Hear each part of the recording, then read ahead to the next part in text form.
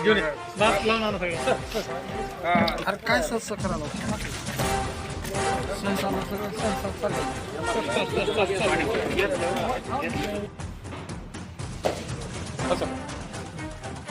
जिल्ह्यामध्ये काही रॉबरी डेकोडिचं प्रकरण हायवेमध्ये 2-3 महिन्यामध्ये वाढ झालं होतं.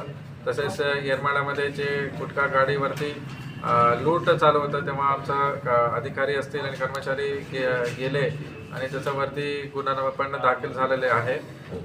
त्या अनुषंगाने आम्ही सगळं स्टडी केले की कोणचं क्रिमिनल्स आहे, कोण करतायत आणि नंतर आम्ही काल रात्री शनिवारी रात्री आणि संडेचं सकाळी पहाटे सगळं ऑपरेशन करून लक्ष्मी पारधी पिढी आणि बाकी इतर पारधी पिढीमध्ये आम्ही ऑपरेशन केल्यानंतर आम्हाला 6 आरोपी टोटल भेटलेले प्लस 2 जुविनाईल असं 8 आरोपी आम्हाला समोर आले आहे. याच्या इंट्रोगेशनमध्ये हे समजून आले की ते काही गाडीनं टार्गेट करून लूट करत होते. खास करून ह्यांचं 2 व्हीलर्समध्ये येतात आणि ते दोन जुविनाईल्स पहिले मुव्हिंग व्हेकल असतील, ट्रॅव्हल गाडी असतील या दुसरं काही गुड्स गाडी असतील त्यांच्यावरती चढतात आणि ते चढल्यानंतर त्यांचं बॅग असतील या काही लूट करायचं आहे ते खाली उतरतात आणि नंतर हे स्वतः जीन्स पॅन्ट घालून 3-3, 4-4 जीन्स पॅन्ट घालून ते परत रोडवरती उतरतात असं इंट्रोगेशनमध्ये समोर आले आहे. हे सगळं पत्रकाराच्या माध्यमातून मला हेच सांगायचं आहे की आम्ही क्रिमिनल रिहॅबिलिटेशन पहाट प्रोग्राम पूर्ण जिल्ह्याभर सुरू केलेले आहे. याच्यामध्ये बरेचसे लोक आमच्या समोर येतात. आमचं प्रत्येक पोलीस स्टेशनमध्ये आणि प्रत्येक पारधी पिढीमध्ये पण हे कार्यक्रम चालू आहे. फक्त पारधीसाठीच नाही, बाकी सगळे इतर समाजासाठी पण हे प्रोग्राम चालू आहे. बरेचसे याच्यामध्ये सहभाग होतात.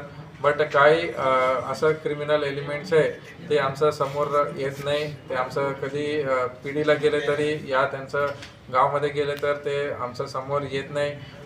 हे फक्त काउन्सिलिंगला पण येत नाही. या हे प्रोग्रामचा पण काही फायदा घेतला नाही असं काही क्रिमिनल आहे. आम्ही स्पष्ट सांगायचं आहे की हे क्रिमिनलला आम्ही आयडेंटिफाय करून यांच्यावरती कडक कारवाई करणार आहे. तर 395 असं गुन्हे दाखल आहे. यांच्यावरती नक्की आम्ही तडीपार वगैरे करणार.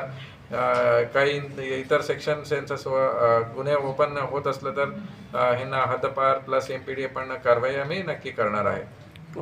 काही पोलीस अधिकाऱ्यांच्या म्हणण्यानुसार आम्ही ही लूटमार करतो असं त्यांचं आरोपीचं म्हणणं आहे, असं त्यांनी सांगितलेलं आहे.